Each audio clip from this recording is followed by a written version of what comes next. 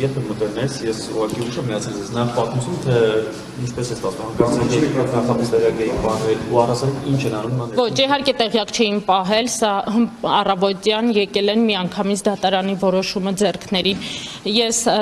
այդ պահին իմ գրասենյակում չեմ եղել, կրիչ են մտցրել իմ համակարգչի մեջ եւ ես չգիտեմ այնտեղ ինչ են կամ ավելացրել կամ վերցրել, այս պահին իմ աշխատակազմի բոլորի հեռախոսները վերցրել են։ Ուզում եմ հատուկ ընդգծել, որ մենք ունենք խնդրահարույց դեպք, որ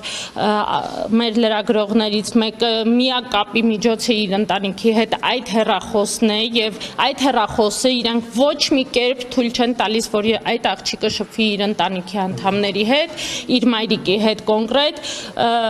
այնտեղ բավականին ծանր հոգեհուզական պահ է այս պահին, որովհետեւ ինքը համաձայն է հենց այս պահին էլ տա լոգին պարոլ ստուգեն, նայեն, վերադարձնեն իր հեռախոսը, սակայն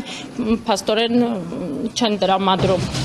Իմ հեռախոսը, իմ համակարգիչը եւս արդեն տարել են, վերցրել են իրենց մոտ, միայն կարող եմ ասել, որ սա ազատ խոսքի դեմ արշավ է, սա հաջորդել է այն բանավեճին, որ տեղի ունեցավ գիշերը ՀՄԿ-ի եթերում, եւ սա միայն քաղաքական է, քաղաքականությունն է թելադրել այս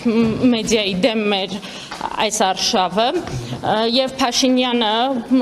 այսպես ասած, այնտեղ ունենալով բավականին